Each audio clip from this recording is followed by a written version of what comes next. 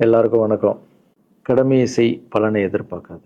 என்னடா நம்ம எதுக்கோ எதிர்பார்த்துட்டு இருந்தோம், இது என்ன ஒரு ஸ்லோகம் சொல்கிறான்னு பார்க்குறீங்களா? எந்த விஷயத்துக்காக நீங்கள் எதிர்பார்த்துட்டு இருக்கீங்களோ அதுக்கு முன்னாடி ஒரு ஸ்லோகம், ஒரு குட்டி கதை. ஏன்னா இந்த வீடியோ முடியும் போது அந்த ஸ்லோகத்துக்கும் அந்த குட்டி கதைக்கும் ஒரு லிங்க் இருக்குது, சரிங்களா? கடமை செய் பலனை எதிர்பார்க்காத, அதான் அந்த ஸ்லோகம். எனக்கு ரொம்ப பிடிச்சது. என்னடா இது, கடமையை செய்ய சொல்கிறாங்க, பலனை எதிர்பார்க்க வேணான்றாங்கல்லன்னு நிறைய பேருக்கு அந்த ஸ்லோகமில் ஒரு டவுட் ஒன்று இருக்குது. வேலை பண்ணுறோம், வேலைக்கேற்ற கூலி எதிர்பார்க்கக்கூடாதா? இவ்வளோ கஷ்டப்பட்டு உழைக்கிறோம், சம்பளத்தை எதிர்பார்க்கக்கூடாதா அப்படின்னு. அந்த ஸ்லோகத்துடைய முழு மீனிங் என்னன்னா, ஒரு கதையாக சொல்லிடுறேன். ஒரு பெரிய வீடு, ஒரு மிகப்பெரிய பணக்காரர். அவர் ரூமு மட்டும் க்ளீன் பண்ணுறதுக்கு ரெண்டு ஆட்கள் இருப்பாங்க. ரொம்ப பிடிச்சவங்கள 2 பேர் அந்த ரூம் க்ளீன் பண்ணுறதுக்கு வச்சுருக்காரு. அவர் மிகப்பெரிய பணக்காரர். அவர் இப்போ 2 பேரும் வந்து ரூம் துடைக்கிறவங்க. ஓகே, அவர் காலையில் ரெடி ஆகி அந்த ரூம்லேருந்து வெளியே வரும்போது அவங்க துடைச்சிட்டு இருக்காங்கல்ல, அதில் ஒருத்தர் வந்து அவர் பாட்டுன்னு ஒரு வேலையை பார்த்துட்டு இருப்பார், துடைச்சிக்கிட்டே இருப்பார். இன்னொருத்தர் இருக்கார்ல, அவர் போய், சார் உங்கள் ட்ரெஸ்ஸு சூப்பராக இருக்குது சார், சார் நீங்கள் போட்டுக்கிற கண்ணாடி நல்லா இருக்கு சார், சென்ட்டு சூப்பராக இருக்குது சார், நல்லா இருக்குது சார், சூப்பராக இருக்கீங்க சார், எனக்கு பேக் கொடுங்க சார் அப்படின்னு வாங்கிட்டு போவார். இன்னொரு ஆள் வணக்கம் சார் சொல்லிட்டு வேலையை மட்டும் பார்த்துட்டு இருப்பாராம். இப்படியே தினமும் நடக்கும். அப்புறம் அந்த ஓனர் வந்து இந்த ஊரை விட்டு வெளியூருக்கு போகிறாரு. போகும்போது 2 வேலைக்காரங்களும் கூப்பிட்டு ஒருத்தருக்கு வந்து 1 மாதம் சம்பளம் எக்ஸ்ட்ரா, யார் கூட பேக்லாம் தூக்கிட்டு போய் எப்போ பார்த்தாலும் நான் சூப்பர் சூப்பர்னு சொன்னார்ல, அவருக்கு 1 மாதம் சம்பளம் எக்ஸ்ட்ரா. இன்னொரு ஆளுக்கு ஒரு வீடு வாங்கி கொடுத்து அவரை, நீ என் கூடவே வந்துரு, நான் அவர் கூடவே அவரை கூப்பிட்டு போகிறேன். இவன் ஓடி போய் கேட்டானா, சார் என்ன சார் தினமும் நான் தானே சார் உங்கள் பேக் எடுத்துருந்தேன், நான் கொடுத்த வேலையை நீ கரெக்டாக பண்ணல, நீ ஜால்ரா அடிக்கிறதுலையே இருந்த, எனக்கு இது நல்லா இருக்கு அது நல்லா இருக்குன்னு. ஆனால் அவன் வேலையை மட்டும்தான் பார்த்தான். வேலையை கரெக்டாக பார்த்தா பலனு கடவுள் கொடுப்பார், அந்த பலன் தான் இது அப்படின்னு சொன்னான். இப்போ விஷயத்துக்கு வருவோமா? திருச்சி கிழக்கு தொகுதி. இன்னைக்கு நான் என்ன முடிவு சொல்கிறேன் இதுதானே. நான் திருச்சி கிழக்கில் நிற்கணும்னா நான் முதல்ல அரசியலுக்கு வரணும். நான் அரசியலுக்கு வரேனா இல்லையான்றதை சொல்கிறேன். அரசியல் எப்படி என் வாழ்க்கையில் வந்ததுன்னு சொல்கிறேன்.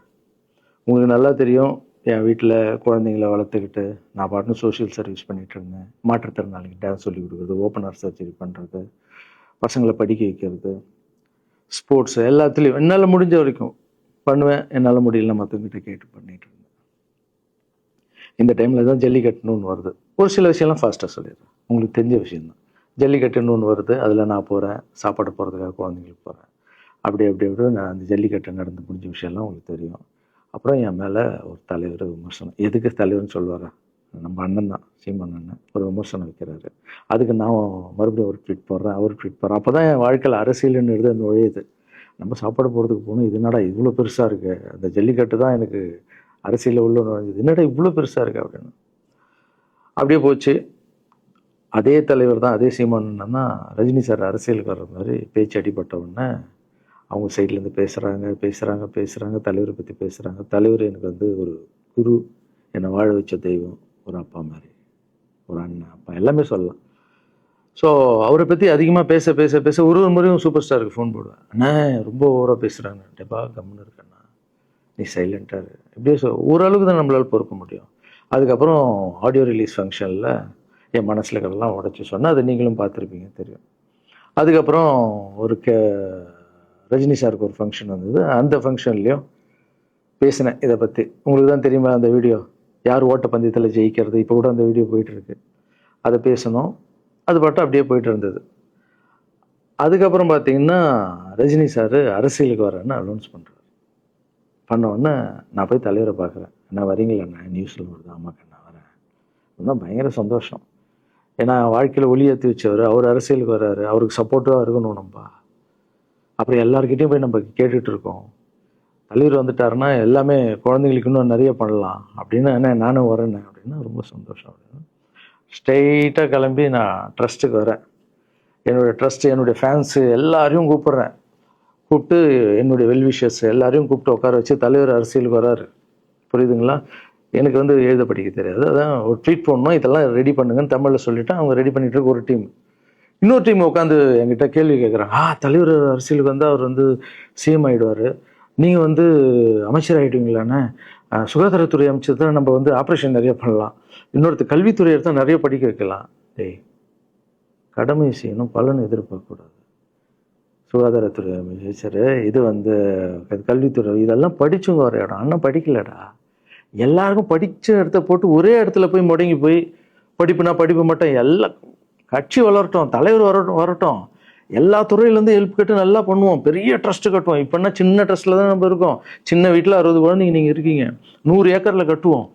ஊனமுற்றோர்கள் இந்த பக்கம் திருநங்கைகளுக்கு, இந்த பக்கம் முதியோர்களுக்கு ஒரு பெரிய ட்ரஸ்ட் கட்டி பண்ணுவோம்டா. சூப்பர்ண்ணா. இன்னொருத்தர் டக்குன்னு அங்கேருந்து, அண்ணா நம்மளை ஏற்று பேசின்னு இருக்கார்ல சீமான் அண்ணன், அவருக்கு ஆப்போசிட்டாக எதிர்த்து நில்லுங்கண்ணே அப்படின்னா. அது அரசியல் இல்லை. ஒருத்தர் மேலே கோவத்தால் நம்ம அரசியலுக்கு வந்தால் அது வந்து வெறுப்பு அரசியலாக மாறும். அரசியல்ன்றது மக்களுக்கு நல்லது பண்ணுறதுக்காக வரணும். இப்போ அவரை நான் அழிக்கணும், அவரை நான் ஏதோ ஒன்று செய்யணும்னு அந்த ஆசையில் வந்தேன்னு வச்சுங்களேன், ஆசை என்ன ஆகும், கோபமாக மாறும். கோவத்துலேருந்து என்ன வரும், வார்த்தைகள் தப்பாக வரும். வார்த்தைகள் மட்டும் வராது, தப்பான வார்த்தைகள் வரும். மக்களுக்கு நம்ம மேலே மரியாதை இல்லை, மக்களுக்கு நம்ம மேலே மரியாதை இருக்காது, போயிடும். ஸோ அதால் அரசியலுக்கு வர்றோன்னா அவரை அழிக்கிற இவழியாக இருக்கிறேன். பதிவை பற்றி பேசுகிறத ஃபஸ்ட்டு விடுங்கடா, ஃபஸ்ட்டு வேலையை பார்ப்போம்டா. நம்ம தலைவர் வரோன்னு சொல்லிட்டாரு, ட்வீட் போடுங்களா அப்படின்னா ட்வீட் போட்டுட்டு அங்கேருந்து போட்டுட்டு வீட்டுக்கு போகிறேன். இங்கே தான் பெரிய ட்விஸ்ட் இருக்குது எனக்கு. வீட்டுக்கு போகிறேன். வீட்டுக்கு போனோன்னா எப்பவும் நான் அம்மா கிட்ட போய் ஒரு விஷயத்த சொல்கிறதுக்கு முன்னாடி ஒரு சர்ப்ரைஸ் ஒன்று பண்ணுவேன். எங்கள் அம்மா கோவில் கட்டுறது கூட, கோவில் கட்டிட்டு ஸ்டாச்சுலாம் ஆர்டர் பண்ண அப்புறம் தான் அந்த ஸ்டாச்சுவே காமிச்சாங்க அம்மாவுக்கு. அதே மாதிரி அரசியல் விஷயத்துலையும் போய் சொல்லலான்னு அம்மாவை கூப்பிட்டு ஃபேமிலியெல்லாம் உட்கார வச்சு, அம்மா தலைவர் அரசியலுக்கு வர்றாரு, சரி கண்ணா, நானும் அரசியல் போடுறேன், இங்கே பரமா ட்வீட் போட்டிருக்கேன் அப்படின்னு. அம்மா முகம் டக்குன்னு மாறிட்டு ஓகே கண்ணா, ஓகே நான் சாப்பிடலாம் அப்படின்னு எழுந்து போயிட்டாங்க. என்ன இப்படி போக மாட்டாங்களே, ஒரு விஷயத்த சொன்னால் சூப்பர் கண்ணான்னு பேசுவாங்கள்ல, 1 hour அதில் இருக்கிற நல்லது கெட்டது எல்லாம் பேசுவாங்க, என்ன போயிட்டாங்க அப்படின்னு ஒரு ஃபீல். சரி இது உடம்பு சரியில்லை போல, அப்செட்டில் இருக்கான்னு விட்டேன். அப்புறம் 2-3 நாள் அவங்ககிட்ட பேசவே மாட்டுறாங்க.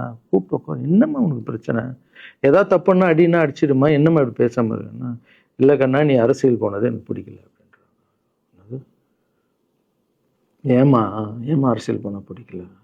இல்லை கண்ணா, அது ஒரு சாக்கடை, அரசியலுக்கு போகக்கூடாது, அது வந்து பணம் கொடுக்குறாங்க அரசியலுக்கு, ஊட்டு வாங்குறதுக்கு பணம் கொடுத்து தாங்க நான் ஜெயிக்கிறாங்க. அதுக்கப்புறம் ஜாதி இல்லைன்னுவாங்க, ஜாதி இருக்குது, மதம் இல்லைன்னுவாங்க, மதம் இருக்குது. அந்த சாக்கடைக்குள்ளே நீ போகாதப்பா. நம்மளுக்கு வாழ்க்கையை ஒளி வச்சு ஏற்றி வச்சவர் தானே நம்ம சூப்பர் ஸ்டார், அவர்கிட்ட என்னை கூப்பிட்டு போப்பா, நான் சொல்கிறேன், அவர் ஒரு ஆன்மீகவாதி, அவரும் அரசியலுக்கு வர வேணாம், இந்த வயசில் அவர் நிம்மதியாக இருக்கட்டும், எதுக்கு அரசியலுக்கு வர, என்னை கூப்பிட்டு போ, அப்பாயின்மெண்ட் வாங்கி கொடுத்துருந்தாங்க. அப்பாயின்மெண்ட் வாங்கி கூடா, நானும் வேறு கனவுல வந்து மைண்ட் வைஸ், அம்மா நான் சொல்கிறது கேளுமா, நம்ம எத்தனையோ இப்போ வந்து எல்லா குழந்தைங்களுக்கும் ஒவ்வொரு ஸ்டேஜில் போய் கேட்டு தானேம்மா ஹெல்ப் நடக்குது. இப்போது தலைவர் வந்துட்டாருன்னா நம்ம தாராளமாக பண்ணலாம்லம்மா, உன் கையில் எவ்வளோ காசு இருக்கோ அதுக்கு மட்டும் செய், அரசியல் வேணான்னு சொல்கிறேன் அப்படின்னு போயிட்டான். அந்த ஃபேஸ் வந்து அதுக்கப்புறம் அடிதான் நம்மளுக்கு. சரி, இந்த உலகத்தில் அம்மா மீறி பண்ணலாம், ஆனால் நான் உருப்பிட மாட்டேன், எனக்கு நல்லா தெரியும். இந்த உலகத்துலேயே எனக்கு யாருன்னா எங்கள் அம்மா தான். அது அம்மா இல்லை, எங்கள் கடவுள்னே சொல்லலாம், நான் எதிர்க்க பார்க்குற கடவுள். சரி அம்மாவுக்கு சொல்லி புரிய வைக்கலாம், என்னடான்னு தலைவர்கிட்ட போய் எப்படி சொல்கிறது, பசங்கிட்ட ஒரு பயங்கர பில்டப் கொடுத்துட்டோம், அது இதுன்னு எல்லாம் வேலை பார்த்துட்டு இருக்காங்க, என்ன பண்ணுறது. அந்த டைமை பார்த்து கொரோனா வருது, ஒரே ஷாக்கு, வெளியே போக முடியாதுன்றாங்க, இல்லைன்னா போச்சு. பிரச்சாரம் பண்ண வெளியே போக முடியாது, தலைவருக்கு உடம்பு சரியில்லாமல் போகுது, ஹைதராபாத் ஷூட்டிங் போகிறாரு, உடம்பு முடியல, அப்படியே எல்லாமே கொலாப்ஸ் ஆகுது. அப்புறம் தலைவர் அலௌன்ஸ் பண்ணுறாரு, நான் அரசியலுக்கு வரல, டாக்டர்ஸ் வந்து போகக்கூடாதுன்னு சொல்லிட்டாங்க, கொரோனா டைமில் நம்ம வந்து பிரச்சாரம் போக முடியாது, அதை காரணம் சொன்னார், இது உங்களுக்கு எல்லாருக்கும் தெரியும். ஆவலை தான் தலைமையில் கை வச்சுன்னு உட்காந்துட்டோம். நான் ட்ரஸ்ட்டில் இருக்கிற குழந்தைங்க மற்றவங்க எல்லாரும் என்னென்னு நினச்சி ஒர்க் பண்ணிட்டு இருந்தால எல்லாரும் அப்செட்டில் உட்காந்துருக்கோம். தலைவர் ஒருத்தம் போய் பேசி பார்க்கலாம் அவர்கிட்ட, தலைவர் வர்றாரு, கூப்பிட்றாரு, போகணும். அந்த மாதிரி தலைவரை பார்த்ததில்லை நான். அப்படியே எனக்கு புரிஞ்சுது, அவர் ரொம்ப வலியில் இருக்கார் அப்படின்னு. எவ்வளோ சுறுசுறுப்பானால உடம்பு முடியலைங்கண்ணா, பரவாயில்ல, நம்ம உடம்பு தானே முக்கியம், என்ன இதெல்லாம் என்னென்ன தூக்கி போடுங்கண்ணா. இல்லைங்கண்ணா, இத்தனை வருஷம் என்னை வாழ வச்சாங்கல்ல, அவங்களுக்கு ஏதாவது ஒன்று பண்ணணும்னு நினச்சாங்கண்ணா, இங்கே குத்துதுக்கண்ணா, எனக்கு என்ன பண்ணுறதுன்னு தெரியல, ரொம்ப கஷ்டமாக இருக்கு அப்படின்னா. அண்ணே அதை விடுங்கண்ணே, எல்லாம் அப்படின்னு அவர்கிட்ட பேசிட்டு அவர் வந்து அப்போ நான் முன்னாடி பேசும்போது அவர் சொல்கிறார், நான் கூட பதவிக்கு வரணும்னு ஆசைப்படல, இன்னொரு நல்ல ஆள் படித்த ஆள் அங்கே நிற்க வச்சுப்பான், யாருன்னு சொல்லுவேன், யாருன்னு கூட சொல்லல. அது அப்படியே போச்சு. அவர் மனசுக்கு மட்டும்தான் தெரியும், யாருன்னு கூட சொல்லல. ரொம்ப அப்செட்டாக இருந்தார். சரி ஓகே, இதுவும் கடந்து போகணும். அப்படியே கடந்து போச்சு. எனக்கும் காஞ்சனா படம் அது இதுன்னு வந்து பெரிய ஹிட் ஆகுது. அதுக்கப்புறம் யாருக்கிட்டேயும் நீங்கள் யாரும் எனக்கு ஹெல்ப் பண்ண வேணாம். முதல் நாள் நான் கலைஞர் ஐயா கிட்ட ஹெல்ப் கேட்டேன். அவர் ஒரு சில குழந்தைங்களுக்கு ஹெல்ப் பண்ணார். அதுக்கப்புறம் அன்புமணி ராமதாஸ் ஐயா, அவரும் ஹெல்த் மினிஸ்டர் இருக்கும்போது அவர் ஒரு சில குழந்தைங்களுக்கு ஹெல்ப் பண்ணார். அப்புறம் நம்ம விஜய் சார் நண்பர், அவர் ஒரு குழந்தைக்கு ஆப்ரேஷன் பண்ணார். ஸோ இருக்கும்போது என்னால் முடிஞ்ச வரைக்கும் சொந்த பணத்தை போட்டு பண்ணிவிடுவாங்க. முடியாத போது தான் நான் அந்த ஹெல்ப்பை கேட்பேன். இப்போ தான் நல்லா வந்துட்டுமே, யாருக்கும் எனக்கு பணம் கொடுக்க வேணாம், இனிமேல் என் சொந்த பணத்திலே பண்ணுறேன்னு சொல்லிட்டு நான் பாட்டுன்னு ஒரு வீடியோ கூட நான் போட்டேன், இனிமேல் யாரும் பணம்லாம் கொடுக்க வேணாம். அப்படியே போயிட்டுருக்கு. காஞ்சனா எல்லாம் முடிஞ்சு ஜிகிர் தண்டா படம் ரிலீஸ் ஆகுது. ஜிகிர் தண்டா பார்ட்டி போயிட்டுருக்கு. டைரக்டர் நின்று பேசுகிறேன். நான் டைரக்டர் கிட்ட போகிறேன். டைரக்டர் யார்கிட்டயும் ஃபோனில் பேசிகிட்டு இருக்காரு. அப்படியே பேசிகிட்டு இருக்கிறவர் டக்குன்னு இந்த சீமானன் பேசுவார்னு கொடுத்துட்டாரு என்கிட்ட. அவருக்கும் தெரியாது நான் பேச போகிறேன். அவர்கிட்ட லாரன்ஸ் பேசுவார், சீமானன் ரெண்டு பேரும் சைலண்ட்டு. நானும் எதுவும் பேசலை, சீமானனும் எதுவும் பேசலை. அப்படியே ஒரு நிமிஷம் அப்படியே நிற்கிறோம். பெரியவர் இல்லை என்னாலும் அண்ணன் அப்படின்னு. அவ்வளோதான் அண்ணன். பயங்கர பாசம். எந்த இடத்துல கோவம் இருக்கும் அந்த இடத்துல குணம் இருக்குன்னு சொல்லுவாங்கள்ல. அண்ணன் புகழ்ந்து தள்ளுறாரு ஜிகர் தண்டாவை. இப்படி பண்ண கண்ணா, அப்படி பண்ண இவ்வளோ சூப்பராக பண்ண, அந்த சீன் எனக்கு ரொம்ப பிடிச்சதுன்னு. அவருடைய அன்பு தான் தெரியும்ல, எல்லாமே அதிகமாக இருக்கும் அண்ணன்கிட்ட.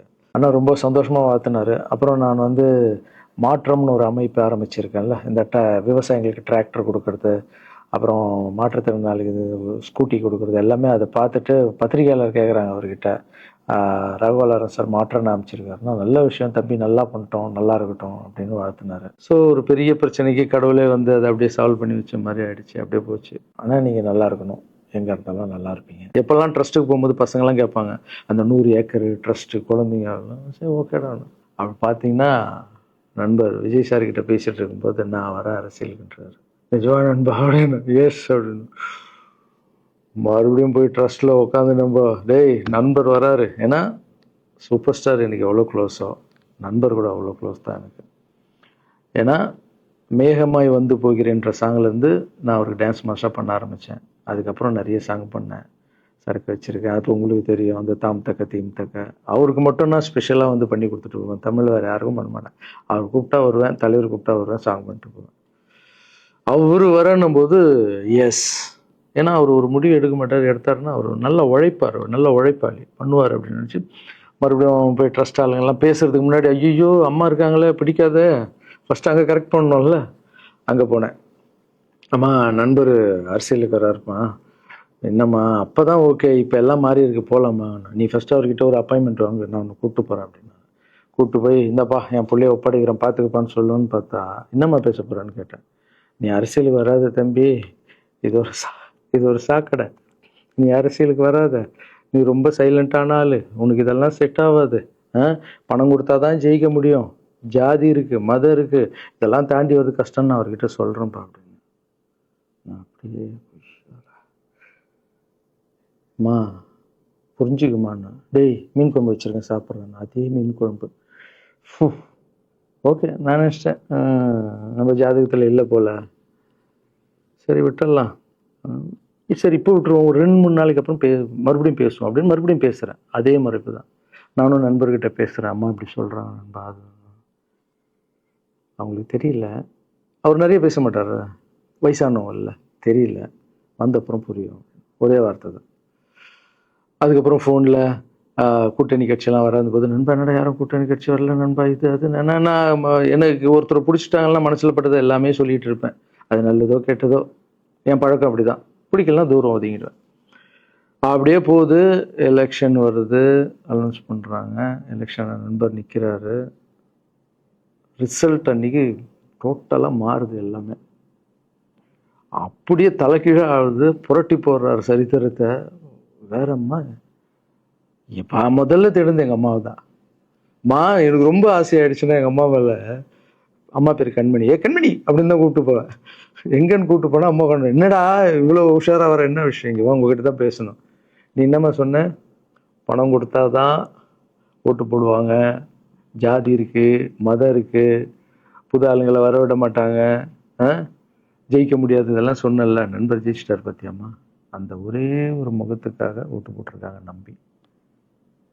நம்பிக்கையான ஆள் வந்தால் போடுவாங்கம்மா, நல்லவங்களாம் வரலாமா, புரிஞ்சுக்கம்மா, என்ன விடுமா. இப்போ என்னம்மா சொல்கிற அப்படின்னு கேட்டேன். முதல் முறையாக எங்கள் அம்மா முகத்தில் ஒரு சிரிப்பை பார்த்தேன் நான். ஆமாங்கண்ணா, அந்த புள்ள எல்லாத்தையும் மாற்றிடுச்சு, இவ்வளோ பெரிய வெற்றி அடி வரணும்னு நான் எதிர்பார்க்கலப்பா. ஒரு நல்ல மனுஷன் வந்து பண்ணணும்னு நினச்சா அது முடியுங்கண்ணான்ற நம்பிக்கை எனக்கு வந்திருக்குப்பா அப்படின்னு அம்மா சொன்னான். அப்போ என்ன போயிடலாமா, ஓகேவா அப்படின்னு கேட்டேன். போகண்ணா, நீ நினச்ச மாதிரி பண்ணு அப்படின்னு அம்மா சொன்னோன்னு காலில் சாஸ்தாகமாக வந்தேன். தேங்க்யூ ஸோ மச்மா அப்படின்னு. ரொம்ப ஹாப்பி நான். அம்மா ஓகே சொல்லிட்டாங்க அரசியல் வர்றதுக்கு. இப்போ நான் தாய்க்கு நிகரான்னு நினைக்கிறேன். என் ரசிகர்கள் கேட்குறேன், நான் அரசியலுக்கு வரலாமா? இதை பார்த்துட்டு இருக்கிறவங்களுக்கு, இந்த மக்களை கேட்குறேன், நான் அரசியலுக்கு வரலாமா? அந்த தகுதி எனக்கு இருக்கா? நீங்களும் சொல்லுங்கள். இந்த வீடியோ பார்த்துட்டு இருக்கவங்க கமெண்ட்ஸ் போடுங்க. பசங்களா, இவங்க தான் என்னுடைய 22 வருஷத்தினுடைய உழைப்பு. அரசியலுக்கே வராமல் மக்களுக்கு நான் செஞ்ச சேவை உங்கள் கண்ணு முன்னாடி நிப்பாட்டியிருக்கேன். இப்போ உங்கள் வயசு என்ன? 22 வயசாகுது. ஒரு வயசில் என் கையில் வந்தார் இவர். அந்த ஃபோட்டோவை நீங்களே பாருங்கள். இப்போ 22 வயசு. ஒரு குழந்தைய வளர்க்குறதுக்கு நீங்கள் எவ்வளோ கஷ்டப்படுவீங்க உங்களுக்கு தெரியும்ல. அந்த கஷ்டம் என்னென்னா, ஸ்கூலுக்கு அனுப்புறது ஃபீஸ் கட்டுறதுலேருந்து, உடம்பு சரியில்லாமல் போனான்னு அவன் ஆசைகளை நிறைவேற்றுறதுலேருந்து, ஒரு குழந்தைக்கு அப்படின்னா 60 குழந்தைங்களை வளர்த்துருக்கேன். எவ்வளோ பிரச்சனை வந்திருக்கேன், எவ்வளோ நோய்கள் வந்திருக்கும், எவ்வளோ நைட் தூங்காமல் வந்திருக்கேன், அதில் எவ்வளோ டிஸ்டர்ப், அதுவும் என் வீட்டில் வளர்த்துருக்கேன்.